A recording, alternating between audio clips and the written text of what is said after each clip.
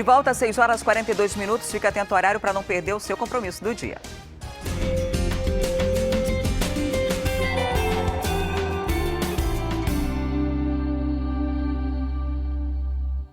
Insônia, ansiedade, dificuldade de concentração. Esses são alguns dos transtornos mentais leves que acometem muitos adolescentes e que podem causar sérios problemas na vida adulta. No quadro Mais Saúde de hoje, vamos ver o que os professores e pais têm um papel fundamental e que devem ficar atentos a esses alertas.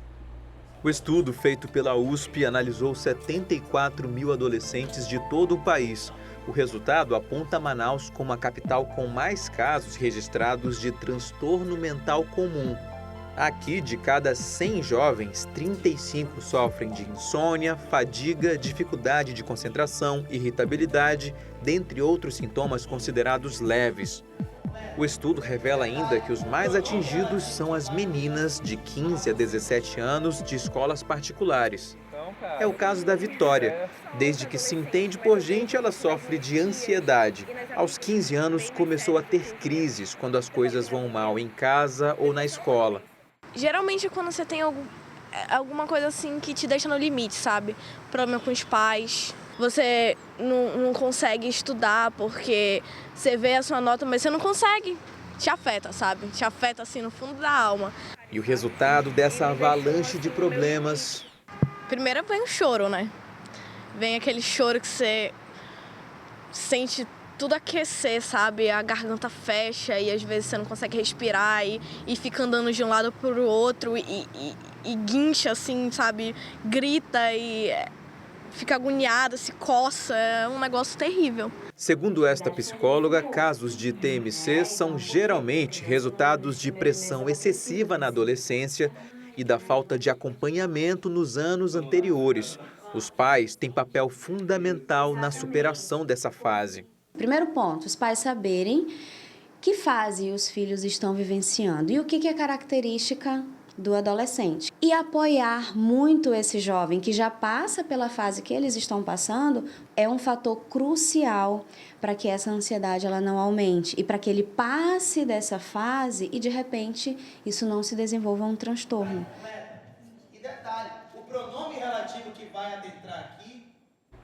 Ficou alerta e agora a gente muda de assunto, porque mesmo com a candidatura rejeitada pela Justiça Eleitoral, o nome de Abdala Frache vai permanecer nas urnas. Agora vai começar o prazo para pedidos de impugnação de Felipe Souza, o novo vice de Rebeca Garcia. A partir de agora, o vereador Felipe Souza, do Podemos, passa a andar lado a lado com Rebeca Garcia, do PP, em todos os compromissos de campanha. Abdala Frache, o antigo vice, continua como deputado estadual, mas está inelegível pelos próximos 8 anos. Em abril, ele foi condenado num colegiado da Justiça Federal pelo crime de cartel. Por isso, foi enquadrado na lei da ficha limpa. Ainda assim, vai aparecer na urna eletrônica. Segundo o TRE, não existe tempo hábil para fazer a troca de fotos e nomes nos 8 mil equipamentos distribuídos pelo Estado. Só para um eventual segundo turno. Caso ela vá para o segundo turno, ainda há tempo de nós trocarmos a foto do vice dela. Com o registro de Felipe Souza, começa o prazo de 5 dias para possíveis pedidos de impugnação. Depois vem o prazo para a defesa e, finalmente, o julgamento no pleno do TRE. Tudo isso tem de ocorrer em, no máximo, 1 semana e meia antes do domingo de eleição. É lógico que nessa eleição suplementar, os prazos foram diminuídos, né? E eles têm o prazo está dentro do calendário eleitoral para a substituição. E ontem nós mostramos aqui no Manhã no Ar que ainda tem muita gente com dúvidas sobre as eleições suplementares aqui do Amazonas. Por exemplo, o eleitor que não votou na última eleição vai poder votar este ano? E quem perder o primeiro turno da eleição vai poder votar no segundo? E nós trazemos agora as respostas. Acompanhe na nossa reportagem. Pela legislação, quem faltou à última eleição tem o direito de votar neste ano. O eleitor que perder o primeiro turno também pode votar no segundo. O título só é cancelado quando a pessoa falta 3 turnos seguidos. O eleitor tem que ter consciência que se o título dele foi cancelado, principalmente em 2016, quando nós encerramos o cadastramento biométrico, e não restabeleceu o título até a partir de novembro, quando reabriu, realmente esse eleitor não vai poder votar. E também tem aquele caso dos eleitores que tiveram o título cancelado em maio por conta de não votar em 3 pleitos consecutivos. Então, esse daí realmente está inabilitado para votar. Só fica de fora da votação quem já teve o título cancelado. O diretor do TRE explica que o único serviço ainda realizado pelo tribunal é a emissão de segunda via do título. Outras demandas, como mudança de sessão e pendências na Justiça Eleitoral, vão ficar para depois do pleito. Quem tiver com pendência com o TRE só vai poder regularizar sua pendência a partir do dia 15 de setembro, quando o cadastro reabre. E o ministro Gilmar Mendes veio ontem a Manaus e acompanhou de perto os preparativos para a eleição para o novo governador do Amazonas. Ele evitou dar a opinião dele sobre a possibilidade de eleições indiretas e disse que virá pessoalmente para o primeiro turno, marcado para o dia 6 de agosto. O ministro Gilmar Mendes se reuniu com o presidente do Tribunal Regional Eleitoral, Ministério Público, autoridades militares e de segurança. E se mostrou satisfeito com a organização da primeira eleição suplementar para governador na história do país. Segundo o presidente do TSE, o trabalho desenvolvido aqui vai servir de base para eleições futuras.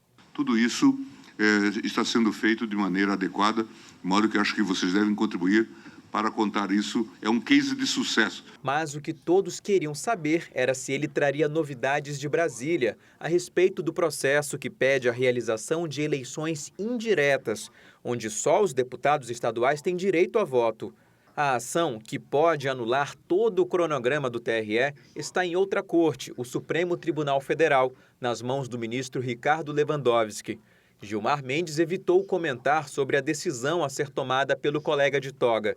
Decisão esta que pode vir antes ou depois do dia 6 de agosto, data do primeiro turno. Em termos de possibilidade jurídica, sim. É evidente que se a matéria pende de julgamento, nós temos que esperar um julgamento definitivo. A ameaça de suspensão das eleições diretas continua. Tudo depende de uma decisão do Supremo Tribunal Federal. Mas, para muitos, a vinda do presidente do TSE a Manaus e a promessa dele de voltar no dia do pleito reforçam as expectativas de que a população vai mesmo às urnas no dia 6. Enquanto houver vida, há esperança, né? E hoje pela manhã, parte da Avenida Torquato Tapajós ficou interditada. E quem vai trazer os detalhes para a gente desse problema lá pela Torquato é o Danilo Alves. Olá, Danilo, o que está acontecendo por aí? Conta para a gente. Adriane, é uma obra da Manaus Ambiental. A gente tentou saber o que foi que aconteceu, qual é esse tipo de serviço, mas os servidores da Manaus Ambiental apenas se limitaram a dizer de que só poderiam falar depois da liberação da informação pela assessoria de comunicação do órgão, da empresa.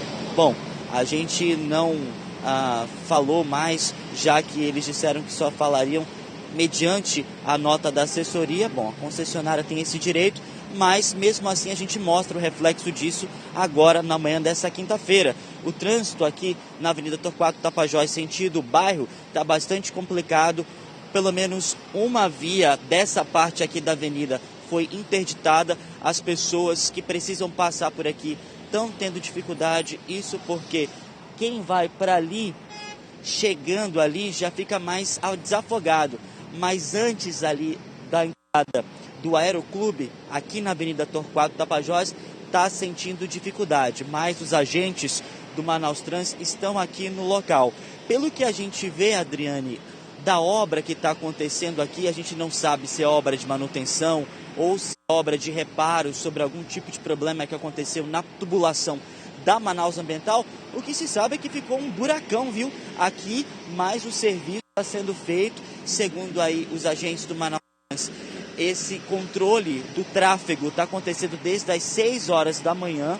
Os agentes chegaram aqui às 6 horas, estão realizando aí esse trabalho de controle desse tráfego para quem precisa passar por aqui.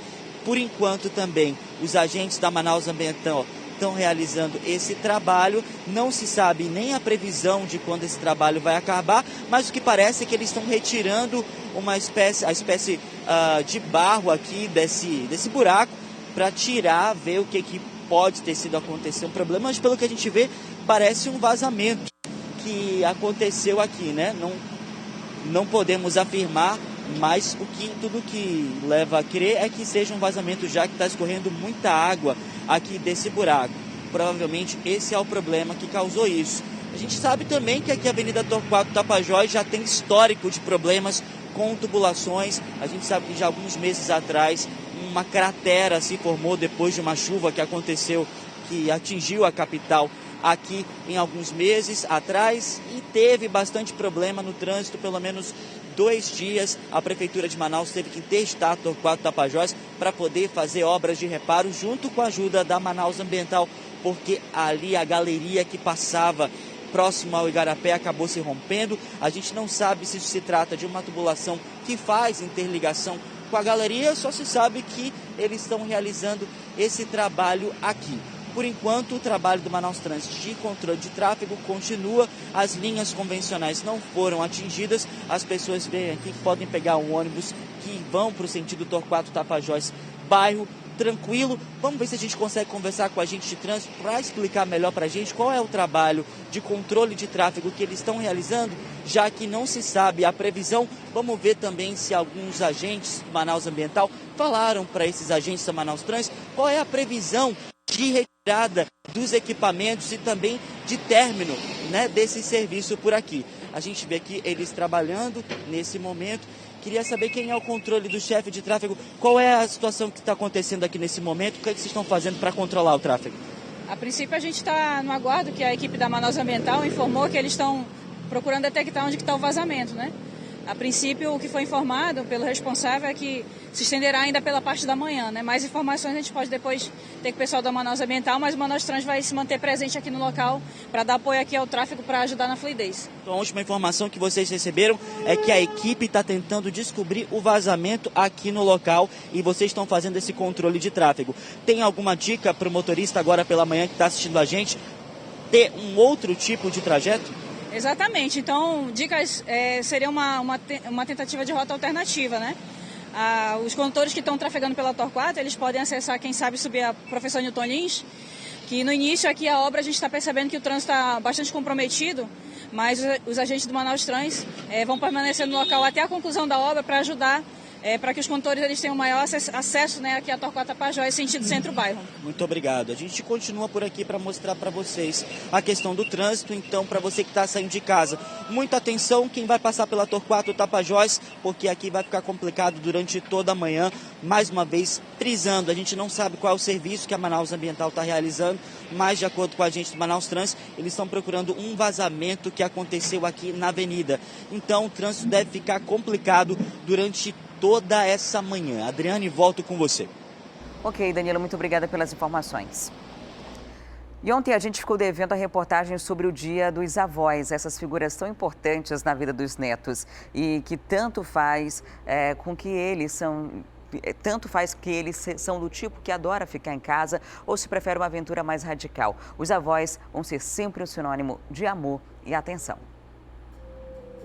Responde aí, tem coisa mais gostosa que casa de vô e de vó? E esse chamego, hein? Há quem diga que eles são pais 2 vezes. E é verdade, que eu digo Dave, que desde pequeno foi criado pelo seu Fernando e pela dona Kátia.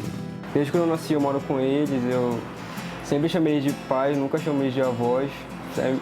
Eles me dão tudo, são meus pais, entendeu? E ter avós assim, como o do Dave, não é para qualquer um. Seu Fernando, no auge de seus 57 anos, faz parte, junto com a esposa, de um motoclube. E a vida deles é cheia de aventura. Essa coisa de gostar de motocicleta leva sempre a gente a bons lugares, a boas amizades, a bons momentos, entendeu? Eu sou avó, bem cuidadosa com meus netos, mas também gosto de aventura, né? Ser aventureira, a gente tá na estrada, tá passeando. O tempo passou, mais netos foram chegando e o laço entre essa família só se fortaleceu. Hoje, a rotina é essa, casa cheia e muito amor para compartilhar. Queria que a família fosse até maior, mais neto, mas acho que parou, não sei se ainda vão ter mais, mas a vontade é a família crescer mais, né? Ter mais, as filhas ter mais netos. Agora, esqueça a ideia daquela avó que vive na cadeira de balanço e faz tricô. A dona Valdenice foge totalmente desse padrão. Por aqui a coisa é, digamos, mais tecnológica. Dá só uma olhada no sofá da casa. Se os netos já nasceram sabendo mexer nos eletrônicos, ela não fica para trás e está sempre conectada. Para mim é uma extensão, é natural, é como respirar. Hoje eu não me imagino sem tecnologia. Eles já nascem perguntando qual é a senha deles no celular. Com 8 meses, esse bichinho aqui já mexia no meu celular.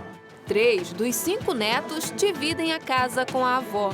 E quando todo mundo se reúne, apesar da presença constante de celulares, tablets e brinquedos tecnológicos, não faltam afeto e brincadeiras. A vovó é muito legal, a vovó brinca muito com a gente. E quem não gostaria de ter uma vovó assim? A Ana Luísa se derrete ao falar da dona Valdenice. As duas compartilham, acredite, até as roupas. Ela faz tudo que a gente pede, os meus colegas, quando eles vêm aqui, eles falam: nossa, tua avó é tão legal, ela é toda atualizada, as roupas dela são todas roupas de jovens, ela é muito legal. E essa convivência mais próxima entre avós e netos precisa ser cultivada nas famílias. É a presença constante, a troca de aprendizado que torna a vida dos vovôs e vovós mais significativa, de acordo com essa psicóloga. Os avós, eles têm um papel importantíssimo. Quando a gente pensa em estrutura familiar, eles são responsáveis justamente para integrar essas gerações, tanto por essa experiência que eles já passaram, como pela possibilidade de trazer aí um convívio emocional e um convívio mais até mesmo dinâmico de entrosamento com esses netos. Então, se você tem seu avô ou avó aí pertinho, é hora de desfrutar cada segundo da presença deles. Porque todo esse aprendizado e carinho aí não tem preço. Com certeza não tem preço. E olha, quem ainda tem o avô ou a avó por perto deve sim dar o máximo de atenção possível, dedicação, porque depois que a gente perde os nossos avós, a gente só resta a saudade e as boas lembranças.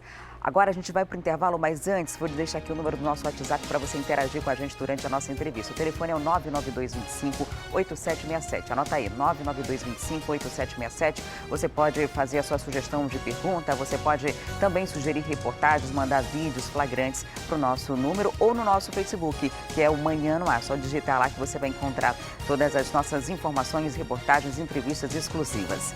A gente vai para o intervalo agora e volta daqui a pouco com o Luiz Castro, do Rede. Ele é o nosso convidado de hoje, na continuidade da nossa série de entrevistas com os candidatos ao governo do estado do Amazonas. A entrevista terá duração de 40 minutos, será transmitida pela TV, rádio, portal A Crítica e aplicativo A Crítica Play. Eu volto já e estou esperando por você.